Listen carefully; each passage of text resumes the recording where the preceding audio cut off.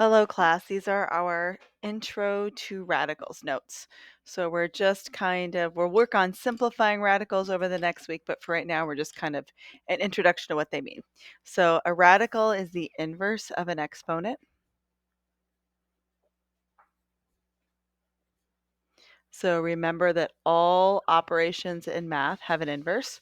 So if I am adding a number and then I subtract, it's an inverse. Multiplication and division are inverses. So exponents and radicals are inverses.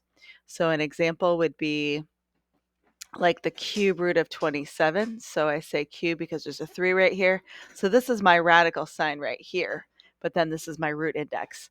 Another one could be, and that looks pretty messy, the square root of 9.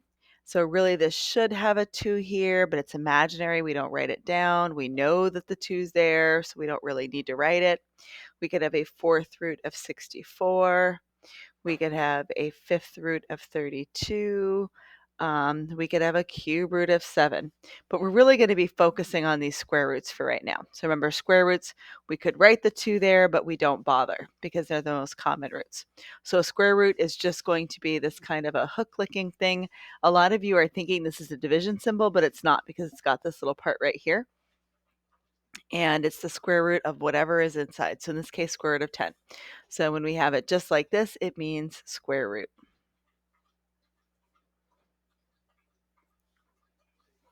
Now, square roots are tricky. They're not just dividing something in half. You have to figure out which number was squared.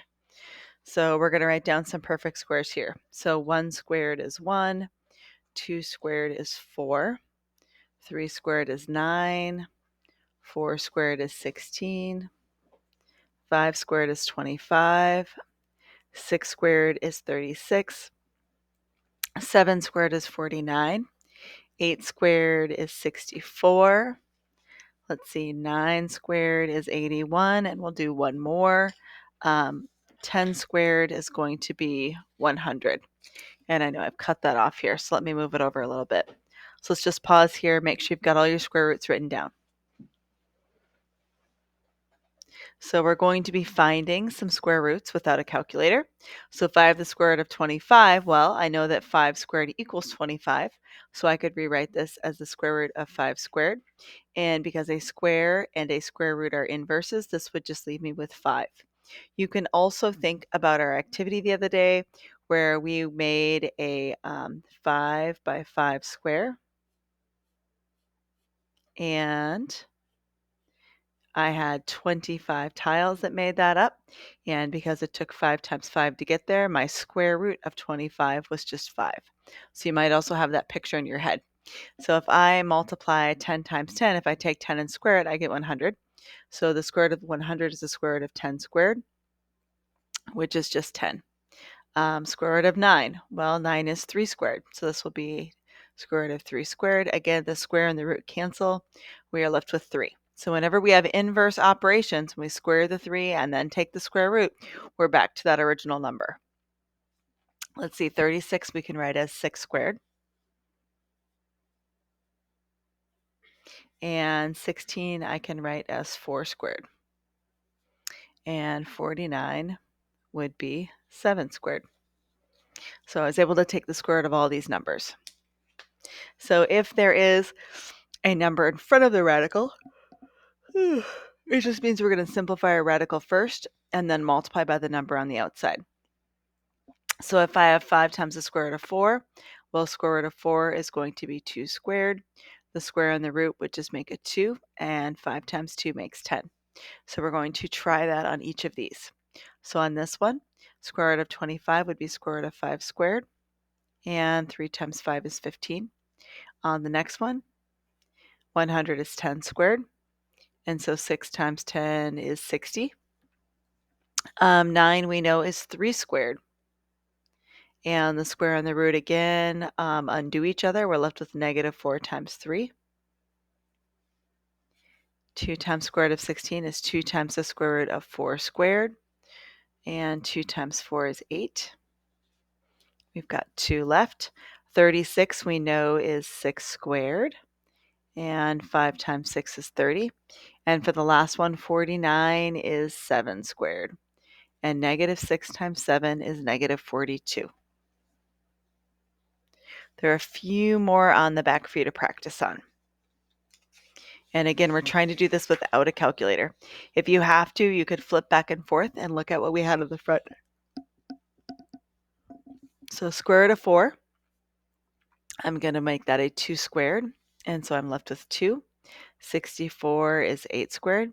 Square root and a square just make 8. Let's see here. We've got 3 squared, so negative 3. Let's see. 5 times square root of 16 will be 5 times the square root of 4 squared, which is 5 times 4, or 20. All right, 27 is weird. It does not, it's not a perfect square, is it? It's not on our list.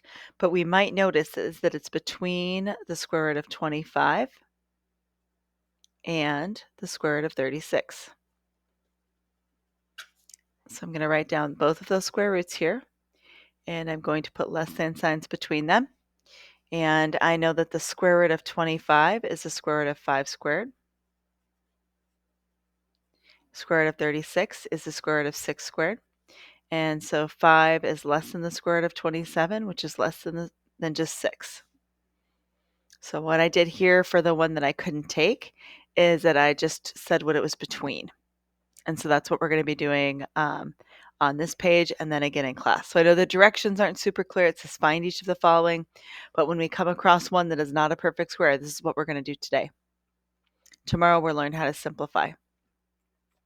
36 is 6 squared. 121 we did not have on the front of our paper, but that is 11 squared. So this is 11.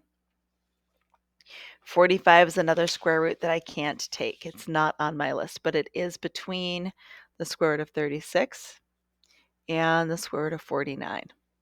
So when I simplify, I am going to find that it is between 6 and 7.